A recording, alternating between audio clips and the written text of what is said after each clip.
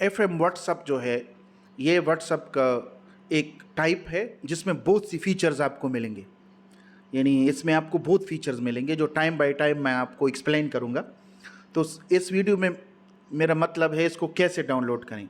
तो ये आप प्ले स्टोर से डाउनलोड नहीं कर सकते, आप डायरेक्ट गूगल क्रोम से इसको डाउनलोड करेंगे। तो गूगल क्रोम में आप सिंपल लिखेंगे एफएम व्हाट्सअप डाउनलोड, तो आपको ये पेज देखने को मिलेगा। और फिर आप इधर क्लिक करेंगे सबसे पहले वाले पे, तो आपको ये इंटरफेस आएगा। इधर आपको डाउनलोड के ऑप्शन आएंगे, डिफरेंट डाउनलोड, क्योंकि मैंने पहले से डाउनलोड किया है इसलिए आप लोग इसको डिफरेंट वर्जन आपको देखने को मिलेंगे। इससे आप सिंपल क्लिक करके डाउनलोड करें। डाउनलोड करने के बाद आपको इंस्टॉल करना पड़ेगा, फिर आप इंस्टॉल करें और वो व्हाट्सअप आप यूज़ करें, तो इसमें आपको बहुत से फीचर्स मिलेंगे।